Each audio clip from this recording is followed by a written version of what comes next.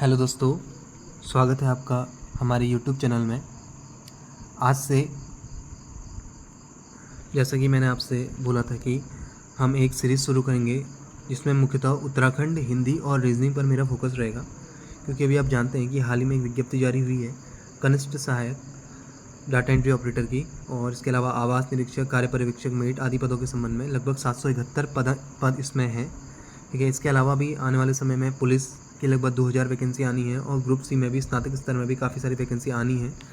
तो इसको देखते हुए आज से मैं एक सीरीज स्टार्ट कर रहा हूँ जिसमें मेरा मेनली फोकस रहेगा आपका हिंदी, उत्तराखंड और रीजनिंग में।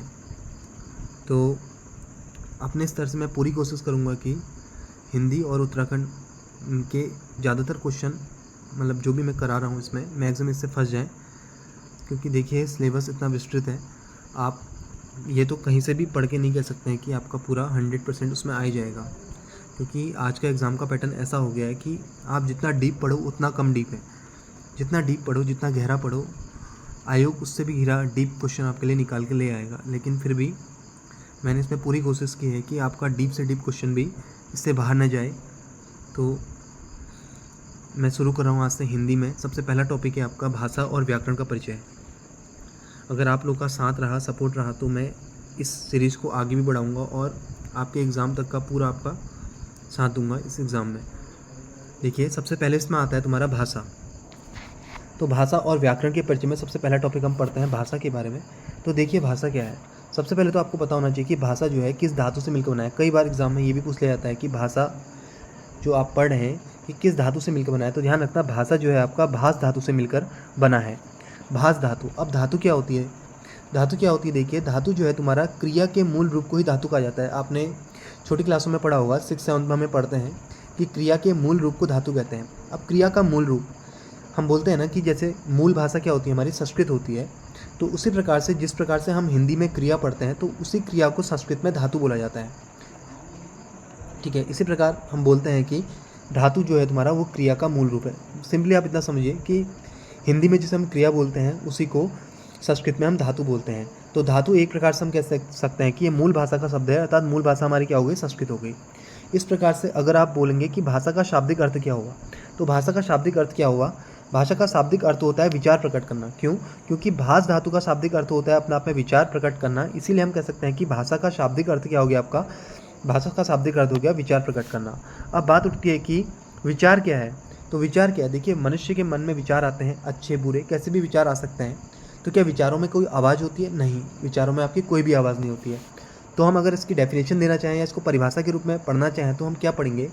हम बोलेंगे कि विचार मनुष्य के मन का वह भाव है जिसमें कि आवाज़ नहीं होती। देखिए, मनुष्य के मन का वह भाव जिसमें आवाज़ नहीं होती है, या आप ऐसा भी बोल सकते हैं कि विचार मनुष्य के मन की एक अध्वन्यात्मक इकाई है। अध्वन्यात्मक मीन्स क्या हुआ? अध्वन्यात्मक बने हुआ कि जिसमें कोई भी आवाज़ नहीं है। अगर आप अध्वन्यात्मक का शाब्दिक विच्छेद करते हैं तो ये निकल के आता है अ धन ध्वनि धन आत्मक। और जहाँ पर भी आप किस शब्द में आप अ उपसर्ग पढ़ रहे हैं, तो अ उपसर्ग का मतलब हमेशा नहीं से ही निकलता है किसी भी शब्द में। ध्वनि का अर्थ यहाँ पर हो गया आवाज़ और आत्मक का अर्थ हो गया स्वरूप लिए हुए। इस प्रकार से ये छोटी छोटी चीज़ें हैं, बेसिक चीज़ें जो हमें पता होनी चाहिए एग्जाम के लिए। ठीक है, तो विचार क्या है? तुम्हारा मनुष्य के मन की अध्वन्यात्मक इकाई है। अध्वन्यात्मक अपने आप में पूरा अपनी डेफिनेशन दे रहा है। अगर आप इसको देखते हैं तो अध्वन्यात्मक अर्थात अ धन ध्वनि धन आत्मक। अ अर्थात जिसका अर्थ यहाँ पर नहीं से है, ध्वनि अर्थात आवाज़ और आत्मक अर्थात स्वरूप ले हुए। ठीक है, इस प्रकार मनुष्य के मन की अध्वन्यात्मक इकाई क्या कहलाएगा? उसका विचार कहलाएगा। अगर आप भाषा को एक परिभाषा के रूप में समझना चाहें तो भाषा क्या है? भाषा क्या है? भाषा एक ऐसा साधन या माध्यम है। ठीक है, भाषा एक ऐसा साधन या माध्यम है जिसके द्वारा एक व्यक्ति या व्यक्तियों का समूह, एक व्यक्ति या एक से अधिक व्यक्ति होंगे तो हम उसे व्यक्तियों का समूह बोल देंगे। तो भाषा एक ऐसा साधन या माध्यम है जिसके द्वारा एक व्यक्ति या व्यक्तियों का समूह किसी दूसरे व्यक्ति या दूसरे व्यक्तियों के समूह के साथ क्या करता है? अपने विचारों को पहुंचाता है। विचारों को पहुंचाता है बोल सकते हैं आप, या विचारों का आदान प्रदान करता है, विचार विनिमय कर सकता है बोल सकते हैं, या विचार विमर्श या विचारों का लेन देन, एक ही बात है। ठीक है, पर्यायवाची में काम आती हैं चीज़ें। तो भाषा क्या होगी आपका? भाषा एक ऐसा साधन या माध्यम है जिसके द्वारा एक व्यक्ति या व्यक्तियों का समूह किसी दूसरे व्यक्ति या व्यक्तियों के समूह के साथ अपने विचार क्या करता है? आदान प्रदान करता है। यही आपकी भाषा कहलाती है। तो देखिए भाषा में आपको मेनली क्या ध्यान रखना है, भाषा जो है सबसे पहले मेनली पहला पॉइंट तो यही हो गया आपका कि भाषा जो है भाष धातु से मिलकर बना हुआ है, और भाष धातु का शाब्दिक अर्थ क्या होता है आपका, विचार प्रकट करना। इस प्रकार से हम कह सकते हैं कि भाषा का शाब्दिक अर्थ भी क्या होता है, विचार प्रकट करना होता है। विचार क्या है, मनुष्य के मन के अध्वन्यात्मिक इकाई, अर्थात जिसमें कोई भी आवाज़ नहीं होती है, मन का एक भाव है जिसमें कि कोई भी आवाज़ नहीं होती है, ठीक है। और आप अगर भाषा को एक परिभाषा के रूप में बताना चाहें तो भाषा एक ऐसा साधन या माध्यम है जिसके द्वारा एक व्यक्ति या व्यक्तियों का समूह किसी दूसरे व्यक्ति या व्यक्तियों के समूह के साथ क्या करता है, अपने विचारों का लेन देन करता है, विचारों का विमर्श करता है, वही आपकी कहलाती है भाषा कहलाती है। अब हम चलते हैं आगे। देखिए दोस्तों, मेहनत करने से ज़रूर सफलता मिलती है। हो सकता है आप में से कई दोस्त कई सालों से मेहनत कर रहे हो और कई ने अभी तुम्हारा शायद गिव अप भी कर दिया हो, लेकिन अगर आपने सालों से मेहनत की है ना तो आपकी मेहनत कहीं ना कहीं ज़रूर काम आएगी आपके आगे। बस आप होप मत छोड़िए, क्योंकि कई बार ऐसा होता है कि हम सफलता के काफ़ी नज़दीक होते हैं और उसके बाद भी हम लास्ट में गिव अप कर देते हैं, तो ऐसा नहीं करना चाहिए। अगर आपने अपने सालों दे रखे हैं तो ये 3 महीने और दे दीजिए एग्ज़ाम को, क्या पता इस विज्ञप्ति में आपका ही नाम लिखा हो।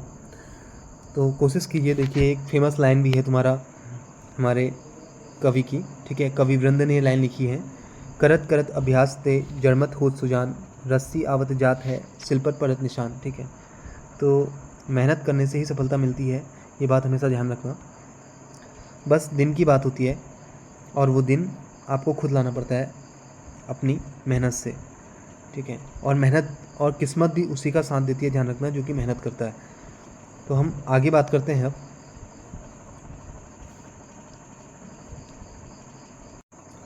अब हम बात करते हैं आगे। नेक्स्ट हमारा टॉपिक है तुम्हारा, किसी भी व्यक्ति में या किसी भी बालक में जो भाषा के विकास का क्रम है वो क्या होता है। तो किसी भी व्यक्ति या बालक में भाषा के विकास का क्रम क्या है तुम्हारा, इसे भाषाई कौशल भी कह सकते हैं आप। तो सबसे पहले कोई भी बच्चा क्या करेगा, कोई बच्चा जैसे पैदा होता है, देखिए, तो सबसे पहले क्या करेगा, वो भाषा को सुनेगा, ठीक है। सुनेगा, सुनने के बाद क्या करेगा, उसे बोलने की कोशिश करेगा, उसका अनुकरण करके उसे बोलने की कोशिश करेगा, बोलने के बाद उसे क्या करेगा, पढ़ेगा, पढ़ने के बाद उसे क्या करेगा, लिखेगा। तो क्या पता कभी क्वेश्चन में पूछ ले किसी व्यक्ति में भाषाई कौशल का क्रम क्या होता है। तो ध्यान रखना, सबसे पहले सुनना हो गया, फिर बोलना हो गया, फिर पढ़ना हो गया, फिर लिखना हो गया, ठीक है। सुबोपलीय करके आप इसको याद कर सकते हो, सुनना, बोलना, पढ़ना और लिखना। और संस्कृत में हम इसको बोलते हैं श्रवण, ठीक है। उसके बाद हम बोलते हैं वदन, ठीक है, पठन और लेखन, ठीक है। ये तुम्हारा इसका कोई इंपॉर्टेंट रोल नहीं है, कुछ छोड़ दीजिए। अब है तुम्हारा भाषा के प्रकार। भाषा के प्रकार की बात करें तो भाषा मुख्यतः कितने प्रकार की होती है, 3 प्रकार की होती है, ठीक है। भाषा के मुख्यतः कितने प्रकार हैं, 3 प्रकार हैं। एक होती है आपकी मौखिक भाषा, दूसरी होती है लिखित भाषा और तीसरी होती है आपकी सांकेतिक भाषा। तो अगर मैं पूछना चाहूँ कि देखिए भाषा में आपने क्या पढ़ा था, भाषा में आपने पढ़ा था कि भाषा वह साधन या माध्यम है जिसके द्वारा एक व्यक्ति या व्यक्तियों का समूह किसी दूसरे व्यक्ति या व्यक्तियों के समूह के साथ अपने विचारों को क्या करता है, लेन देन करता है या विचार विमर्श करता है। तो अगर आप मौखिक भाषा को परिभाषित करना चाहें इन शब्दों में तो आप क्या बोलेंगे, मौखिक भाषा, देखिए क्या हुआ कि जब व्यक्ति अपने विचारों का आदान प्रदान मौखिक अर्थात बोलकर करता है, तो जब कोई भी व्यक्ति अपने विचारों का आदान प्रदान बोलकर करता है और सामने वाला उसे सुनकर ग्रहण करता है, तो आप उसे क्या बोल देंगे, मौखिक भाषा, ठीक है। मौखिक तौर पर आप क्या कर रहे हैं, अपने विचारों का आदान प्रदान कर रहे हैं। तो सिंपल सा हो गया कि जब भी कोई व्यक्ति अपने विचारों का आदान प्रदान बोलकर करता है और सामने वाला उसे सुनकर ग्रहण करता है, तो उसे हम बोलते हैं मौखिक भाषा। सेम वैसे अगर लिखित भाषा को आप परिभाषित करना चाहें तो जब विचारों का आदान प्रदान व्यक्ति केवल लिखकर करता हो और सामने वाला उसे पढ़कर ग्रहण करता हो, तो हम उसे क्या बोलेंगे, लिखित भाषा। जैसे कि आपने कई सारे समाचार पत्र पत्रिकाएं, हम किताब पढ़ते हैं, तो ये सारे क्या हैं, लिखित भाषा के उदाहरण हैं। सीधे सीधे पेपर में आ जाएगी कि पुस्तिकाएं जो है तुम्हारा वो किस भाषा का उदाहरण है, तो आपका सीधा आंसर क्या हो जाएगा, इसमें लिखित भाषा हो जाएगा। क्यों, क्योंकि पुस्तक जो है आप उसको क्या कर रहे हो, पढ़ रहे हो। तो जब विचारों का आदान प्रदान व्यक्ति लिख कर करता है, किसी न किसी राइटर, किसी न किसी लेखक ने उस पुस्तक को लिखा होगा और सामने वाला उसे पढ़कर ग्रहण करता है, तो उसे हम क्या बोलेंगे, लिखित भाषा बोलेंगे। और सांकेतिक भाषा तो सही है कि जब व्यक्ति अपने विचारों का आदान प्रदान किसी संकेत के द्वारा किया जाता है, संकेत या इशारों के द्वारा करता है, तो उसे सांकेतिक भाषा बोलते हैं। तो इसके एग्जाम्पल मेनली एग्जामों में पूछता है। अभी तक का उत्तराखंड के एग्ज़ाम में मैंने किसी भी एग्ज़ाम में, ग्रुप सी के एग्ज़ाम में भाषाओं के उदाहरण तो नहीं देख रखे हैं, तो हो सकता है कि आने वाले टाइम पे क्या पता यहीं से क्वेश्चन उठा दे। जैसे पहला एग्जाम्पल देखिए, रेडियो से समाचार सुनना। अगर आप रेडियो से समाचार सुन रहे हैं, इसका मतलब क्या होगा कि रेडियो में जो भी वक्ता है, प्रवक्ता है, वो क्या कर रहा है, तुम्हारा बोलकर अपने विचारों का आदान प्रदान कर रहा है और आप उसे क्या कर रहे हैं, सुन रहे हैं। तो जब व्यक्ति अपने विचारों का आदान प्रदान बोलकर करता है और सामने वाला उसे सुनकर ग्रहण करता है, तो आपकी क्या हो जाएगा, हमारा मौखिक भाषा का उदाहरण हो गया। ऐसे ही एक नेता द्वारा सभा को संबोधित करना भी क्या है, तुम्हारा मौखिक भाषा का उदाहरण हो गया। साक्षात्कार जो इंटरव्यू होते हैं, ये भी तुम्हारा क्या है, मौखिक भाषा हो गया। मोबाइल टेलीफोन से बात करना, दो व्यक्तियों द्वारा विचारों का प्रत्यक्ष, ठीक है, आदान प्रदान, विचारों का आदान प्रदान प्रत्यक्ष आपस में बैठकर करना। ये एक एग्ज़ाम में देखा था मैंने, ठीक है, ये यहाँ के पेपर में तो नहीं आ रखा है, लेकिन कहीं बाहर के किसी एग्ज़ाम में देखा था मैंने, तुम्हारा राजस्थान या यूपी के किसी एग्ज़ाम में आ रखा है। एलडीसी लोअर डिवीज़न क्लर्क का ही पेपर में पूछा गया क्वेश्चन है, ठीक है।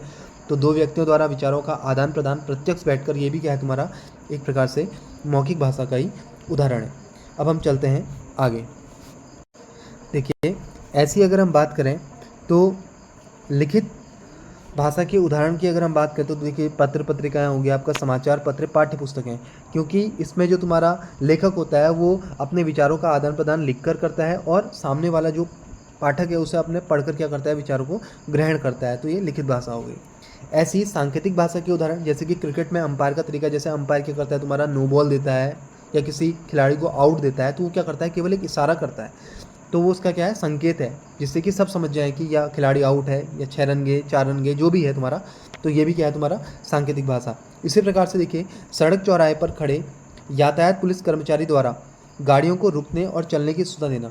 वो क्या करता है, तुम्हारा हाथ से इशारा करके तुम्हारा गाड़ियों को चलने के लिए साइन करता है, या मतलब इशारा करता है, या उनको आने के लिए या जाने के लिए सीटी बजा के भी तुम्हारा। तो वो क्या है, तुम्हारा सांकेतिक भाषा है एक प्रकार से।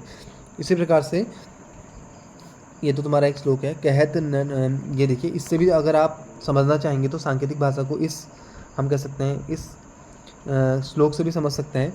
कहत नटत रिझत खिजत मिलत खिलत लजियात, भरे भवन में करत है नैनन ही सुबात।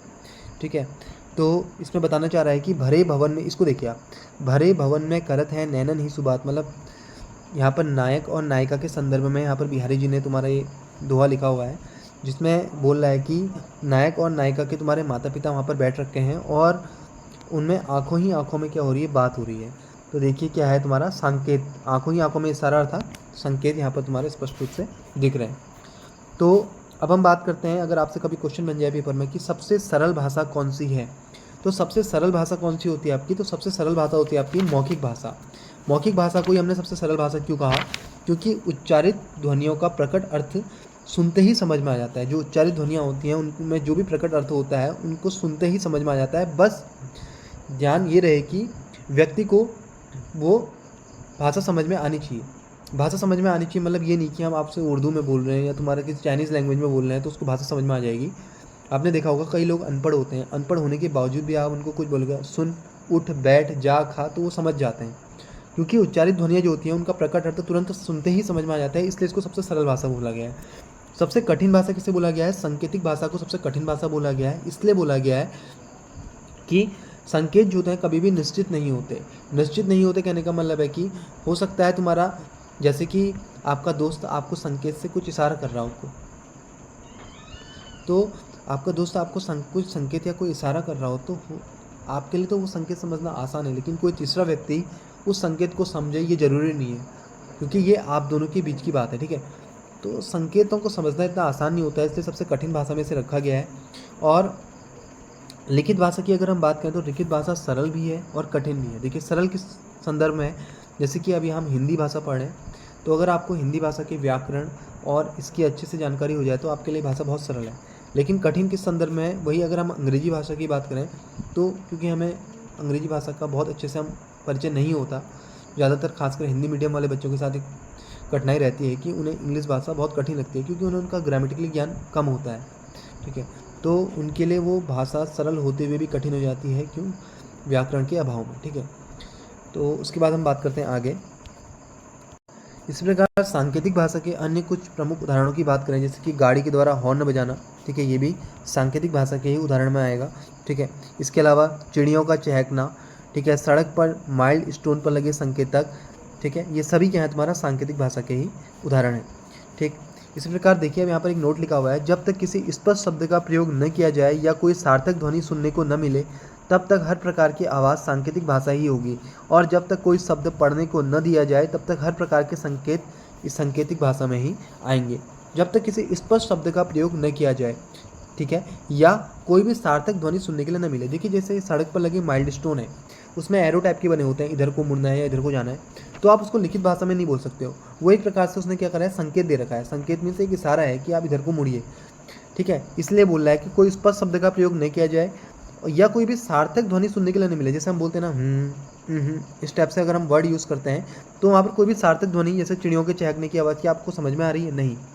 हाँ, चिड़ियों के लिए वो क्या हो सकती है, तुम्हारी मौखिक भाषा हो सकती है, लेकिन हमारे लिए वो मौखिक भाषा नहीं हो सकती, क्योंकि हम उस ध्वनि से परिचित ही नहीं है, ठीक है। तो या कोई भी सार्थक ध्वनि सुनने के लिए न मिले, तब तक हर हर प्रकार की आवाज़ जो है वो सांकेतिक भाषा में ही आएगी, ठीक है। तो ये था तुम्हारा एक बेसिक। अब हम बात करते हैं हिंदी के अलग अलग जो दृष्टिकोण हम हिंदी का पढ़ते हैं, ऐतिहासिक, भौगोलिक और राजनीतिक, उसके बारे में हम बात करेंगे आगे।